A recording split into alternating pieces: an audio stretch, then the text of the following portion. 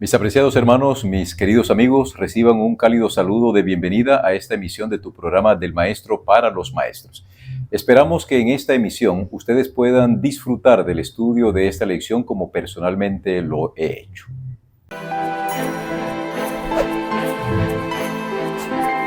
Del Maestro para los Maestros. El título de la lección para esta semana fue Excusas para eludir la misión. Vamos a orar. Padre nuestro que estás en los cielos, muchas gracias te damos por la oportunidad que nos das de volvernos a congregar, a reunir con nuestros hermanos, aunque ellos están detrás de la pantalla. Es como si estuviésemos juntos, tratando de aprender un poco más de ti. Bendice este estudio y permítenos entenderlo. En Jesús. Amén. El versículo de memoria lo encontramos en Isaías, el capítulo 6 y el versículo 8, y dice de la siguiente forma: Después oí la voz del Señor que dijo, ¿a quién enviaré? ¿Quién irá de nuestra parte? Entonces respondí, aquí estoy, envíame a mí. Esta es una de las frases más hermosas que encontramos en la Biblia que tienen que ver con la misión. A todos los seres que fueron llamados a la misión en el Antiguo Testamento se les da un común denominador: fueron obedientes. Abraham fue obediente, Jacob fue obediente, Isaac fue obediente, pero nos encontramos con un personaje que es célebre, es famoso, y ese personaje es Jonás. Este es un ejemplo vívido de aquellas personas que fueron llamados, pero que no obedecieron a Dios. Cuando Dios llamó a Jonás, ignoramos dónde se encontraba el profeta, no sabemos qué actividad estaba realizando justo en ese momento, pero Dios lo llamó para que pregonara contra la ciudad de Nínive, nada más y nada menos, la capital del poderoso imperio asirio en el tiempo de Jonás. Esta ciudad, como nos dicen los autores de nuestra lección, estaba ubicada en lo que hoy es Irak, aproximadamente a unos 900 kilómetros de Jerusalén, que para la época de Jonás era una distancia, si para la época actual es una distancia considerable, entendiendo que hoy tenemos medios de comunicación muchísimo más veloces que los que existían en el tiempo de Jonás, podéis imaginaros lo que para Jonás implicaba desplazarse 900 kilómetros.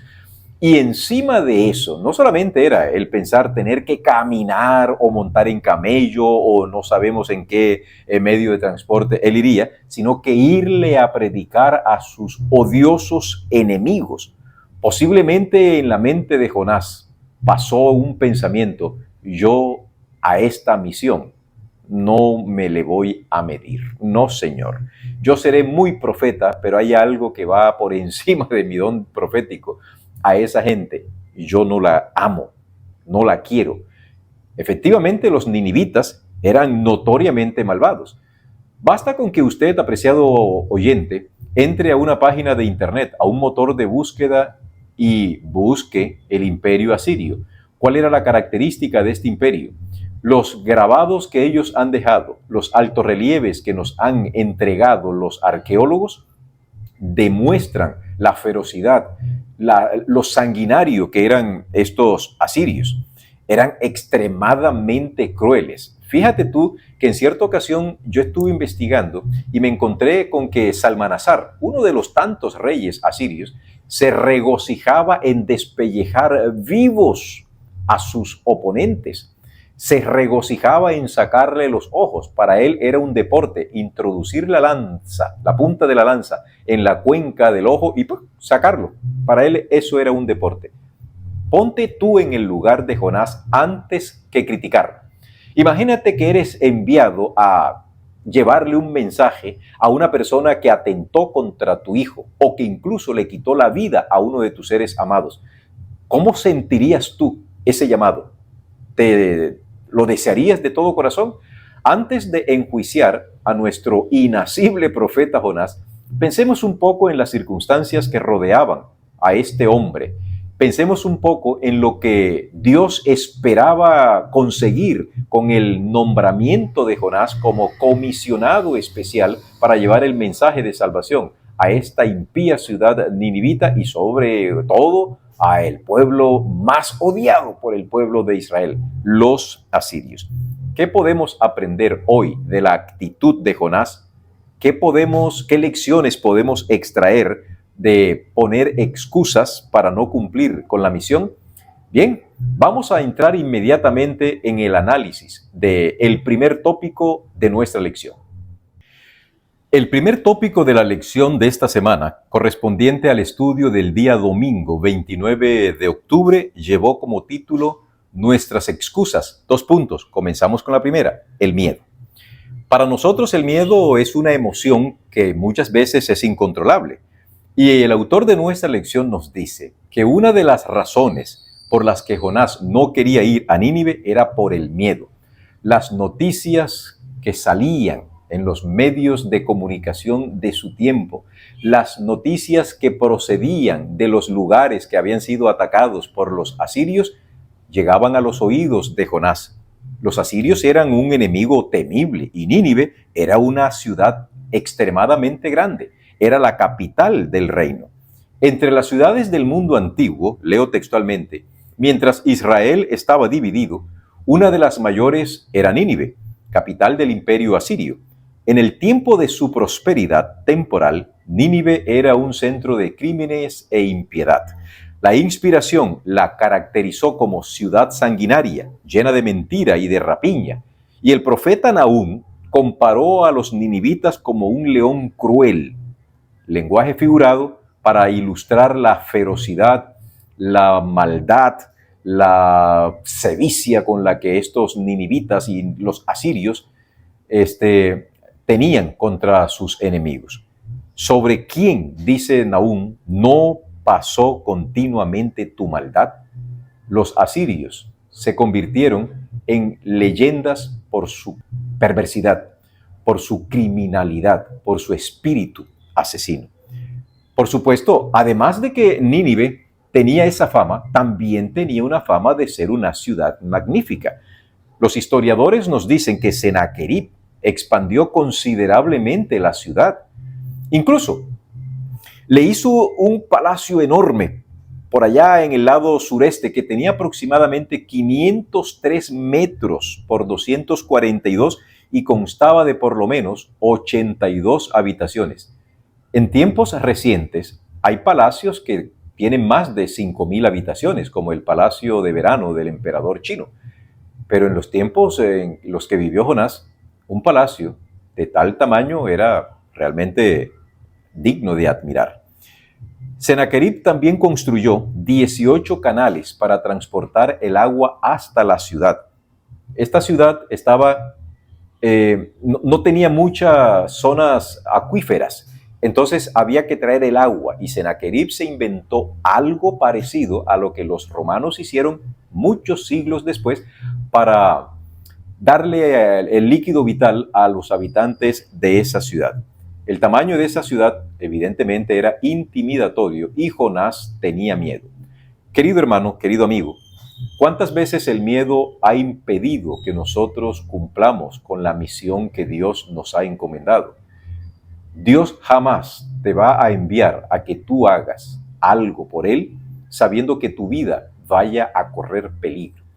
Si esto llegase a ocurrir, sabes que en el texto bíblico vamos a encontrar que cuando el apóstol Pablo fue enviado por Dios, que lo comisionó, en el libro de Hechos de los Apóstoles encontramos que Dios le dijo a Pablo, no tengas miedo de ir, porque yo voy a estar contigo y ningún daño te harán. Pues claro, Dios no va a enviarnos a nosotros para que perdamos la vida. Eso no tiene sentido. Pastor Márquez, pero ¿y qué pasó con Juan el Bautista? ¿Acaso Juan el Bautista no perdió la vida? Permíteme avanzar un poquito en esto y comentarte. Juan el Bautista no perdió la vida por el solo hecho de predicar y de llevar a cabo su misión. La razón por la cual él termina perdiendo su vida es por la perfidia de esta mujer. No hay otra explicación. Pero de todas formas, Dios no nos ha dicho que el cumplimiento de la misión va a ser algo sencillo. Siempre tendremos que arrostrar un poco de miedo. A pesar de todas estas cosas, el triunfo está garantizado. Dios, que es el dueño de la misión, no va a permitir que ninguno de sus comisionados deje de cumplir su misión por el solo hecho de que Él es un Dios caprichoso. ¿En algún momento de tu vida has tenido miedo? Es normal. Elías tuvo miedo. Después de haber cumplido una misión extraordinaria allá en la cumbre del Monte Carmelo, él sintió miedo. ¿Lo enjuició Dios por haber tenido miedo? Dios entiende la situación de los seres humanos y comprende perfectamente que tú y yo somos seres normales, somos seres emotivos y busca por todos los medios que nosotros entreguemos nuestra confianza a Él. El segundo tópico de nuestra lección lleva como título Nuestras excusas. La segunda excusa, conceptos falsos, y corresponde a la lección del día lunes 30 de octubre. Veamos de qué se trata esto. Estamos hablando de este personaje llamado Jonás. Cuando Jonás recibe la misión de Dios de irle a predicar a Nínive, Jonás toma la decisión de no ir. ¿Creen ustedes que Dios se va a quedar con los brazos cruzados? Es verdad, queridos hermanos, que Dios respeta el albedrío de nosotros. Esto es una verdad. Pero en algunas ocasiones Dios hace valer la soberanía que Él tiene sobre toda la creación. No obligó a Jonás, pero modificó los elementos que estaban alrededor de su vida para que Jonás cayera en cuenta de la decisión equivocada en la que estaba incurriendo. Finalmente, cuando llega la tormenta, Jonás asume la culpa. Él acepta que se ha equivocado. No obstante, él está revelando un concepto falso acerca de Dios. Quiero invitarte para que no miremos tanto a Jonás en el pasado. La historia de Jonás es para nosotros una ilustración, es una enseñanza, pero te pregunto a ti, amable oyente, ¿qué concepto falso tienes de Dios?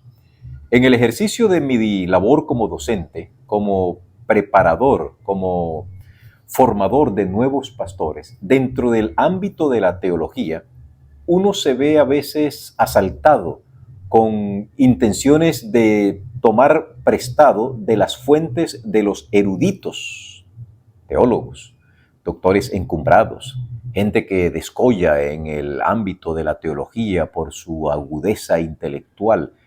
Pero, hermano mío, ellos no te pueden hacer creer en Dios. Ellos no te pueden formar un concepto de Dios mejor que el que las Sagradas Escrituras te pueden dar. Jonás no es la excepción. Él tenía una cosmovisión errada. Esa cosmovisión que nosotros tenemos y que a veces no sabemos de dónde procede, puede derivar a veces del contacto que tenemos con personas que malinterpretan el concepto de Dios. Los marineros esos que estaban asustados por la situación que se les había presentado, ellos tenían una cosmovisión errada respecto a sus dioses. Los dioses egipcios, los dioses mesopotámicos y en este caso concreto los dioses asirios eran dioses vengativos. Eran dioses que tenían que ser aplacados con algún sacrificio. Por ello, cuando Jonás les dice a ellos, miren, yo soy el responsable de esta situación. Huyo delante de mi Dios, yo soy hebreo. Tírenme al mar y este asunto se arregla. La cosmovisión de esos marineros no riñó, porque ellos entendían que a los dioses había que ofrecerles sacrificios. Sin embargo, también tenían su corazoncito y lucharon e hicieron todo lo posible para evitar lanzar al pobre Jonás en las embravecidas aguas de ese mar que amenazaba con tragárselos a todos ellos. Llama la atención que el profeta de Dios, que sabía que Jehová está sobre toda la tierra, imagínense ustedes, intenta huir de Dios. Parece que se olvidó. Bueno, para la época cuando Jonás escribe, ya David existía, claro. Y los salmos de David decían, ¿a dónde huiré yo de tu espíritu? ¿Dónde me esconderé yo de la presencia de Jehová? Parece ser que a nuestro profeta Jonás se le olvidó esa declaración inspirada del dulce cantor de Israel. Entonces, Jonás se dio cuenta que no importa a dónde fuese, Dios tenía el dominio absoluto de todo. Él quiso huir de Dios y aprendió, por las malas, como dicen nuestros autores, que no importara a dónde fuera, la misión que Dios le había encomendado lo alcanzaría, porque es que Dios sabía que Jonás era una persona que podía cumplir esa misión. Querido, ¿qué concepto tenemos hoy de Dios? Conceptos que son errados. Nuestros autores nos dicen que podemos tener un enfoque equivocado respecto a que debemos preocuparnos por nuestra salvación en primer lugar. Eso es cierto. El apóstol Pablo no dice preocúpate, no, porque la preocupación es ocuparse de algo antes que esto suceda. Pablo lo que dice es ocúpate de tu salvación con temor y con temblor. Y al tiempo que tú te ocupas de tu salvación, también procura de que otras personas lleguen a lo mismo que tú deseas llegar. Otro malentendido es que la misión depende de nosotros mismos. ¿Saben?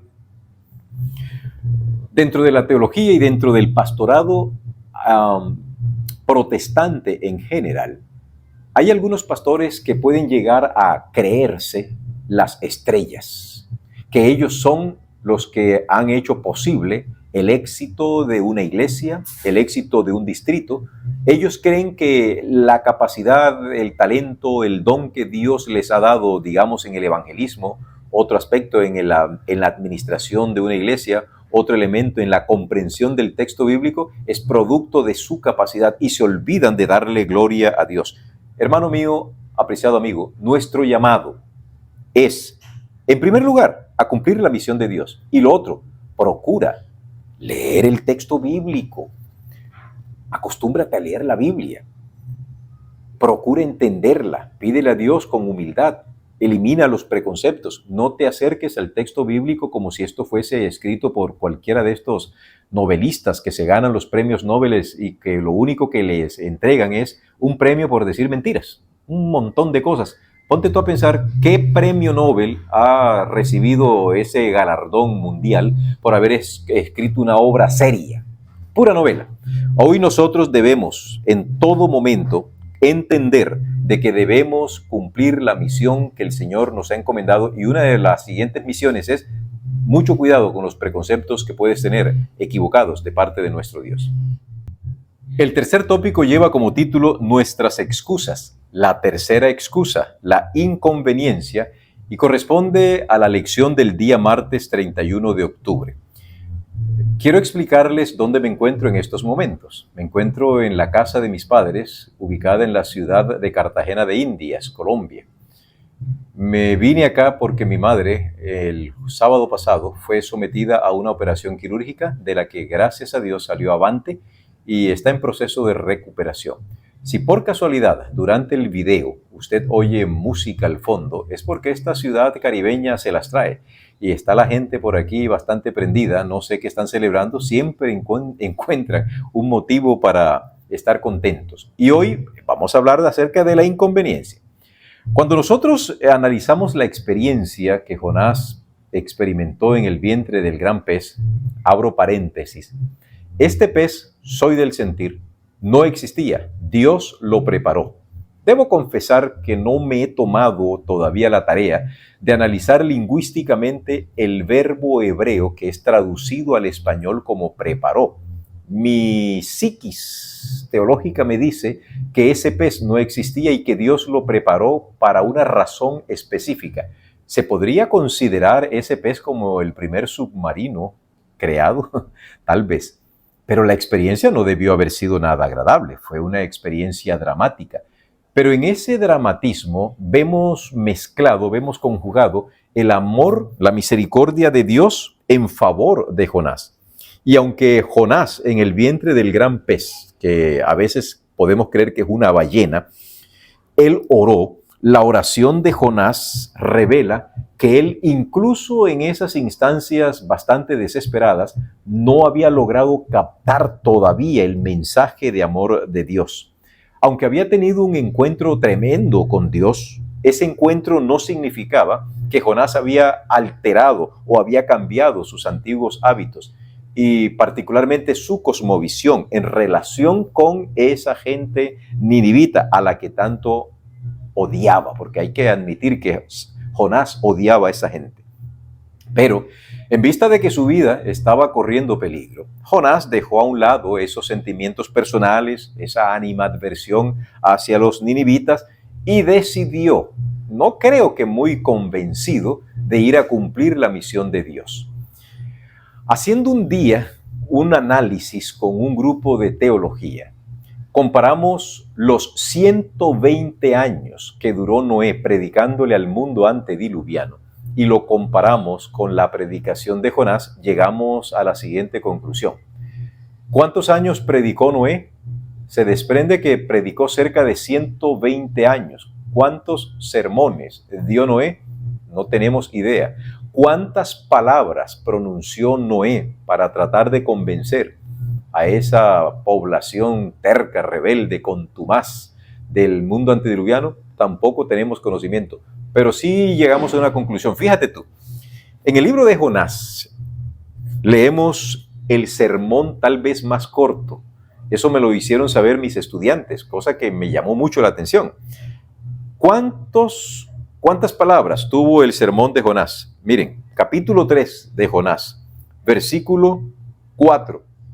El sermón de Jonás fue de 8 palabras. El sermón fue aquí. De aquí a 40 días, Nínive será destruida. 8 palabras. Y esas 8 palabras bastaron para que esa ciudad impía, mala, criminal, asesina, se arrepintiera. Y la Biblia comenta que desde el rey hasta el último ciudadano de la escala social, incluyendo a los animales, se arrepintieron. ¿Entendió Jonás esto? Jonás no lo entendió. Si bien es cierto que los ninivitas se arrepintieron, Jonás no estaba muy seguro de que el Dios que lo había comisionado para decir que de aquí a 40 días Nínive sería destruida, él pensaba que efectivamente Dios iba a obrar de esa forma. A veces nosotros creemos que Dios debe pensar como nosotros pensamos en relación con las personas. En algunos momentos he tenido algunas, entre comillas, discusiones con algunas personas que creen que la justicia que ellos esperan que opere sobre una persona es la justicia de Dios. Y entonces dicen, yo confío en que Dios va a tomar venganza por mí. Yo confío en que Dios va a actuar. Es que se olvidan que Dios es misericordioso. Y esto fue lo que ocurrió precisamente con nuestro profeta Jonás. A veces tenemos que evaluar nuestra inconveniencia. A veces nosotros pensamos que lo que estamos haciendo no le conviene a cierta persona. No es conveniente que fulano de tal llegue al conocimiento de la verdad. Pero hermanos, nosotros no somos los dueños de la salvación. Si hay un ser que está empeñado en salvar a todos los seres humanos, ese ser se llama Dios. La deidad fue quien diseñó el plan de la salvación, antes que creara cualquier ser vivo racional. La deidad fue quien se encarnó aquí en la tierra. La deidad murió, la deidad resucitó, la deidad siempre ha estado presente en el propósito de salvar a los seres humanos. La historia de Jonás y su actitud frente a los ninivitas es para nosotros una amonestación en la actualidad. Ojalá y dejemos a un lado lo que creemos que a nosotros nos conviene y pensemos en lo inconveniente que puede ser ir a predicarle a un grupo poblacional, a una persona a la que no le vemos así como que mucho interés y vemos que es una como medio perder el tiempo. ¿Saben? Dios no nos dijo, conviértelos. Dios nos dijo, lleva el mensaje y del resto me encargo yo. ¿Qué te parece si nosotros hacemos en el día de hoy esto? Tratemos de hacer lo que Dios nos ha dicho. Tratemos de cumplir nuestra misión. Debemos cambiar, sin duda alguna, algunas cosas, algunos preconceptos. Y por favor, hermanos, pensemos que es Dios quien está interesado en salvar a cada uno de los seres humanos. El cuarto tópico lleva como título Nuestras excusas. Vamos a ver la cuarta excusa, confrontaciones incómodas. Este tópico corresponde al día miércoles 1 de noviembre. Ya entramos en el mes de noviembre, se acabó prácticamente el año. Bueno, ¿qué ocurrió? Jonás predica, él da sus 8 palabras, se va. Muchas películas presentan a Jonás ubicado como en una montaña y allá en el valle se ve a la ciudad de Nínive. Él está esperando en que Dios comience a ejecutar sus juicios. Él, Jonás, tiene un odio muy fuerte contra ese pueblo que le había hecho daño a sus paisanos. Unos años antes, el reino del norte, Israel, había sido desplazado por los asirios. Esta era una práctica consuetudinaria dentro del actuar bélico de este imperio. Ellos tomaban a una nación o a una ciudad y se la llevaban a otro lugar. A esa ciudad que había quedado vacía de sus habitantes originales, la llenaban con otros habitantes de otras ciudades que venían a ocupar ese lugar. Así nació Samaria. Samaria, de los tiempos de Jesús, aunque usted no lo sabía, ellos no eran israelitas, no eran descendientes de Abraham, no tenían la sangre de los judíos. Ellos eran de otras naciones que habían sido transportados por Asiria, ahí, a esa Samaria, y a los habitantes de Samaria, los asirios, se los habían llevado para otro lugar. Entonces, Jonás quería de todo corazón que Nínive fuera destruida. Eso no era ningún cuento chino. Jonás esperaba, porque había leído las historias de Sodoma y Gomorra, él esperaba que Dios no tuviese compasión de esa ciudad impía. Él pensaba, nosotros somos los buenos, ellos son los malos. Y tú siempre has castigado a los malos y has bendecido a los buenos. Así que Jonás se sentó cómodamente, tranquilamente, se sentó para ver que Dios cambiara de opinión. Lo que no se esperaba Jonás es algo maravilloso que hizo Dios. Mientras él estaba, decimos, sentado, esperando, el sol era tan fuerte que Jonás se desvanecía y él deseaba la muerte. No, por favor, quítame la vida, esto no es vida. Estoy a punto de morirme, no tengo agua. Algunos creen que Jonás era calvo, porque si el sol le lastimaba era porque posiblemente era calvo. Y Jonás dice, me has mandado a predicarle a una gente que yo detesto. Me hiciste pasar por una experiencia horrible. Ahora estoy bajo un sol canicular que estoy que me desmayo. A todas estas, yo miro a mi Dios como diciendo, este muchacho, ¿qué haré yo con este muchacho? Pero lo quiero. Y entonces, mientras Jonás estaba esperando el juicio implacable de Dios contra los ninivitas, Dios hizo crecer milagrosamente una planta. Una calabacera, dicen otras versiones.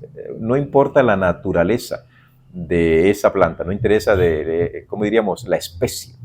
Lo cierto es que esa planta creció e hizo un dosel vegetal que a Jonás, ¡ay, qué rico! Se sentó allí, dijo, ahora sí, con esta comodidad voy a ver en vivo y en directo la destrucción de Sodoma, de Nínive.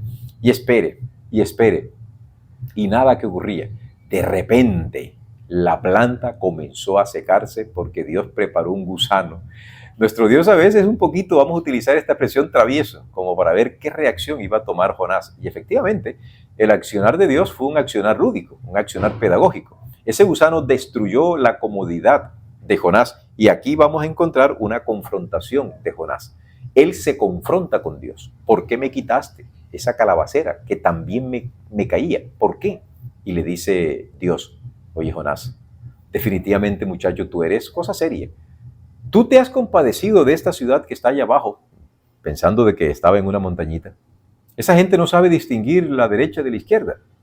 Tú te has compadecido más por esta bendita plantita que yo hice, que tú no hiciste nada. Yo fui quien te la puse, yo fui quien te la hice crecer y te has compadecido de esa planta y no te compadeces de esas personas. Hermanos, lecciones para nosotros.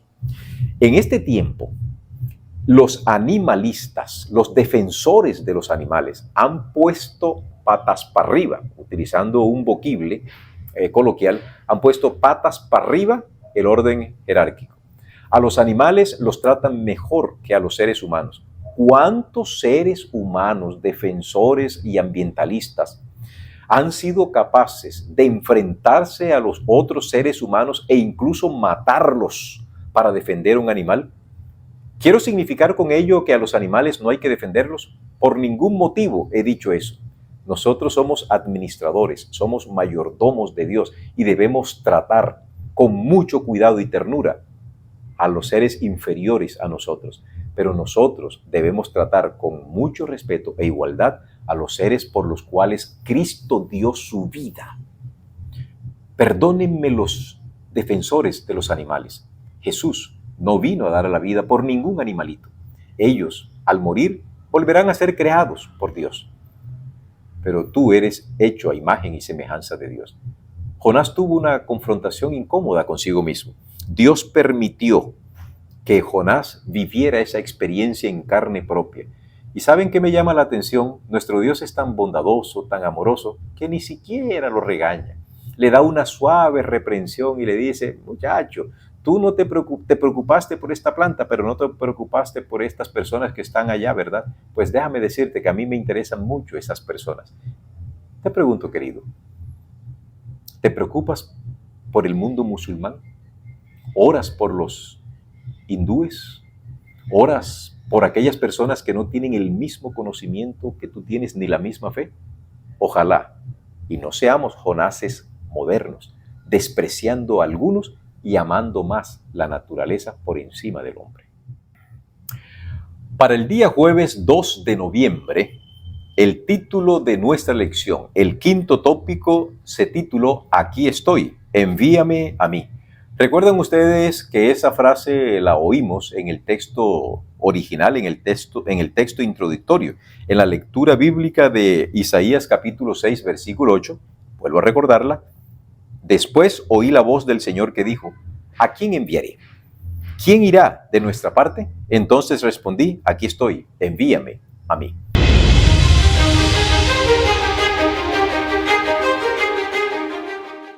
Pero antes de avanzar, quiero dar respuesta a aquel interrogante que formulamos la semana pasada, en donde planteábamos cuál ha sido la experiencia de hospitalidad que tú has tenido.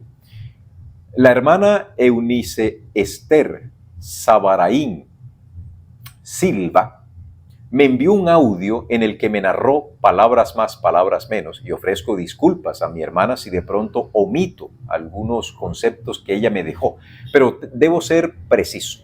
Me cuenta ella que siendo ella niña, tenía un cuñado que tenía un negocio en cierto lugar del pueblo donde ella vivía. Cerca del negocio donde su cuñado laboraba, pasaban las vías férreas del tren. Y un día cualquiera, su cuñado observó a una dama que estaba sentada en los rieles del tren. Se veía que estaba atribulada. El cuñado de la hermana Eunice se dirige hacia donde está esta dama, logra convencerla y se la trae. Pasa con ella todo el día y luego es llevada a la casa de la mamá de mi hermana Eunice, doña Elvira. En vida así respondí el nombre de doña Elvira, la mamá de la hermana Eunice. En casa de la hermana Elvira, porque ahora las lentes de la cámara se trasladan a la casa de la hermana Elvira, doña Elvira comienza a atender a esta dama que tenía ascendencia alemana. Duraron cerca de 3 o 4 meses con ella. La atendieron de tal manera que esta dama empezó a cambiar, ya era distinta, se vestía diferente porque venía de un mundo difícil, había vendido su cuerpo para sobrevivir, tenía una vida un poco tormentosa. Finalmente, por la hospitalidad que la hermana Elvira le ofreció a esta dama, tuvo esta dama la oportunidad de volverse a su terruño. Ella cuenta, la hermana Eunice nos cuenta, que nunca más se volvió a saber de la vida de esta dama, pero lo que sí se supo fue que entró una mujer a esa casa y salió otra mujer, gracias a la hospitalidad. Creemos, hermanos, que la hospitalidad sigue siendo una virtud, una oportunidad que Dios nos da. Permite el cielo que esta ilustración motive a otros también a compartir algunas experiencias que vamos de pronto a experimentar más adelante. Entonces, volviendo a nuestro tema, el quinto tópico, que corresponde, como ya dije, al 2 de noviembre, aquí estoy, envíame a mí. Queridos, el llamado está allí. Dios te está diciendo, ¿quieres predicarle a tu vecino? ¿Quieres decirle a tu vecino quién eres tú?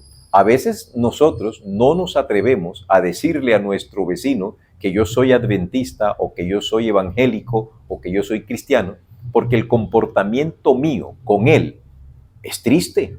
Entonces uno dice, no, yo en vez de predicarle a mi vecino que sabe quién soy yo, mejor me voy a predicarle allá a Tanganica. ¿Por qué? Porque allá nadie me conoce. Y entonces allá yo me doy de que sí soy un gran predicador, de que sí soy un gran cristiano, pero no saben el tipo de persona que es usted como vecino. También puede ocurrir que usted en el seno de su hogar, el hombre, se vuelve un ogro, es cruel con sus hijos, es cruel con su esposa. Y entonces, cuando va a la iglesia a predicar, ahí sí se vuelve una persona completamente diferente. Los hijos, la esposa, pueden determinar exactamente qué tipo de persona eres tú.